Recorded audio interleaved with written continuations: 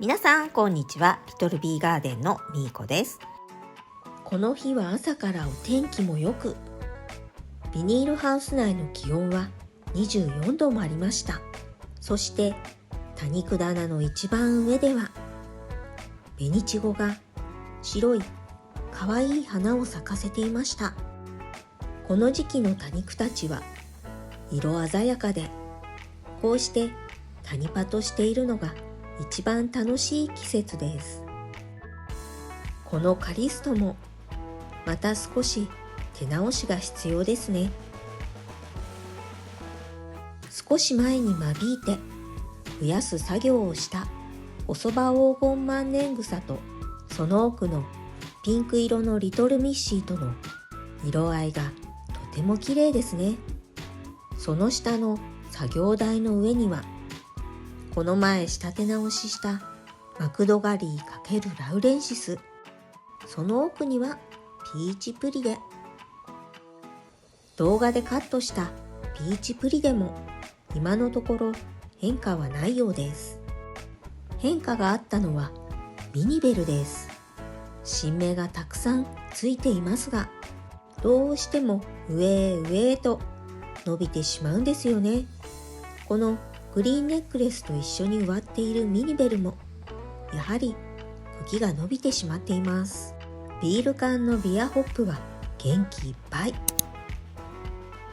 今回作業台の上に乗っているこの多肉たちは、今一番可愛いなと思った多肉たちを選んできたので、この多肉を一つずつご紹介していこうと思います。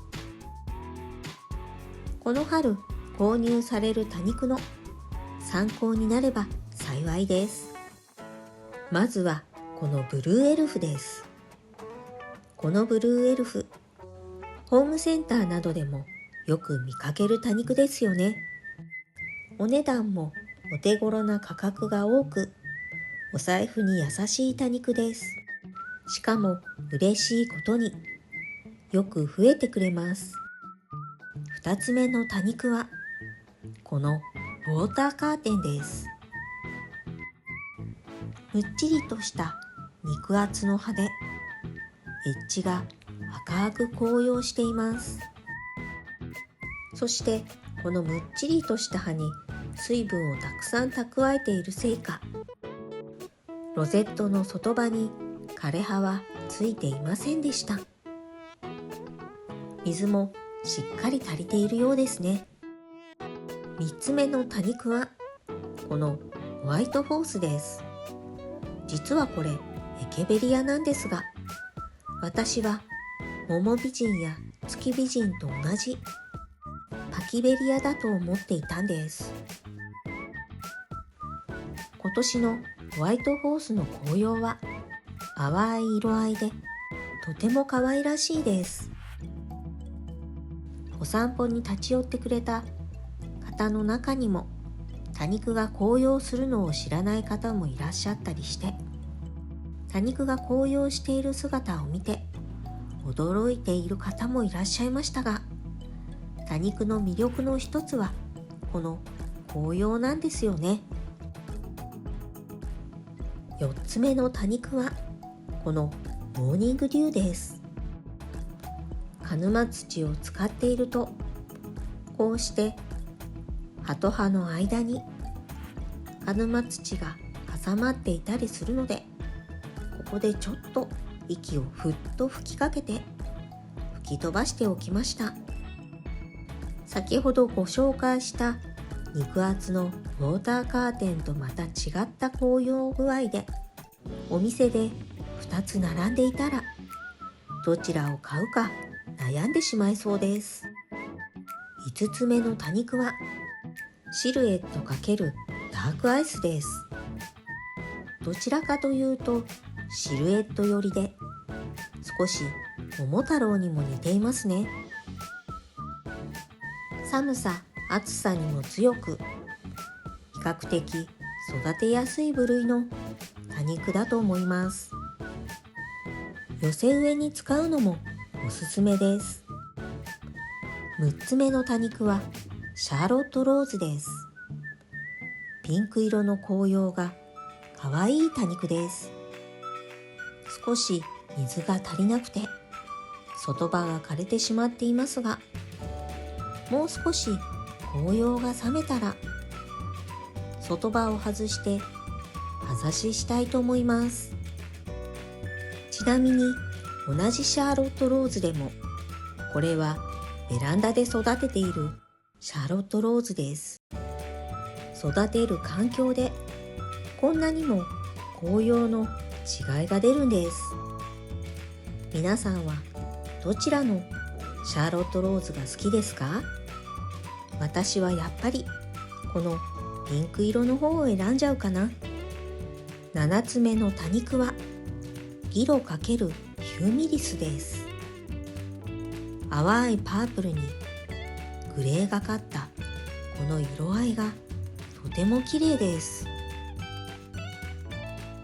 ギロとヒューミリス、どちらかというとギロ寄りかな。こうしてご紹介していると、どの多肉も葉差しで増やしておきたくなってしまいます。皆さんも春にはたくさん葉差しで増やしてくださいね。先ほどもご紹介したシルエット×ダークアイスですが、これも同じシルエット×ダークアイスなんです。こうして並んで売っていたら、同じ多肉とは思えないほど紅葉具合が違いますよね。先ほどのシャーロットローズはベランダとビニールハウス内で育てていたものでしたが、これは両方ともビニールハウス内で育てていました。ちょっとした置き場の違いなんですが、右側の多肉は日がよく当たる場所、左側の多肉は少し多肉棚の影になる場所に置いてあったんです。次の多肉はエレガンスハイブリッドです。この多肉のお父さんは一体誰なんでしょう。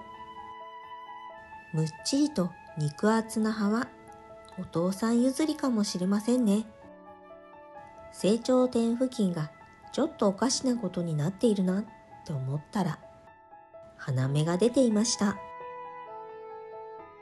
この花芽はもう少し伸びたらカットしておきますね。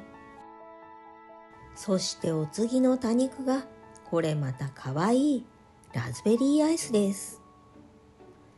これ多分葉差しじゃなくって、小株ちゃんを親株から外して育てていたものになるんですが、いつの間にかこんな風になっていました。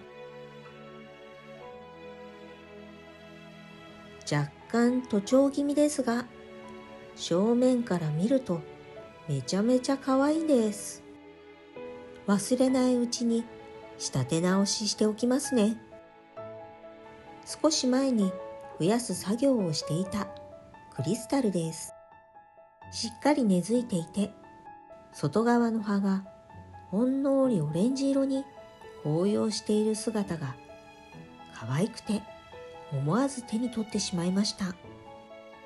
今までクリスタルがこんな風に紅葉したことってあったかなって思い、ちょっとびっくりしました。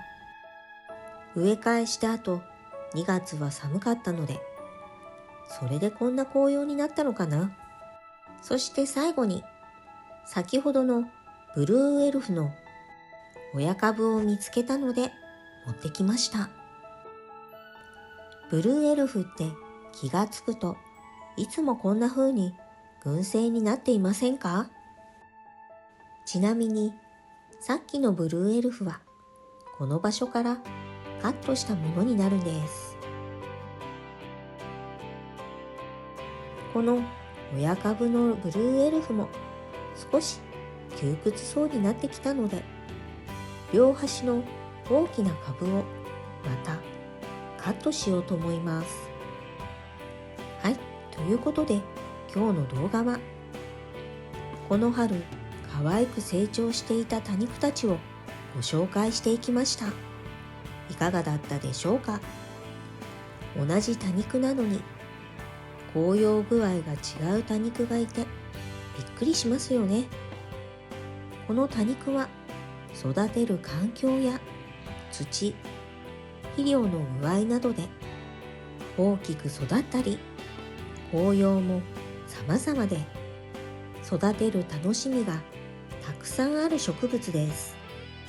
まだ多肉植物を育てたことがないなんていう方は、この春にぜひ多肉植物を育ててみてくださいね。この動画が良かったなって思っていただけたら、高評価とチャンネル登録をよろしくお願いします。今日も最後までご視聴ありがとうございました。それでは次の動画でお会いしましょう。またねー。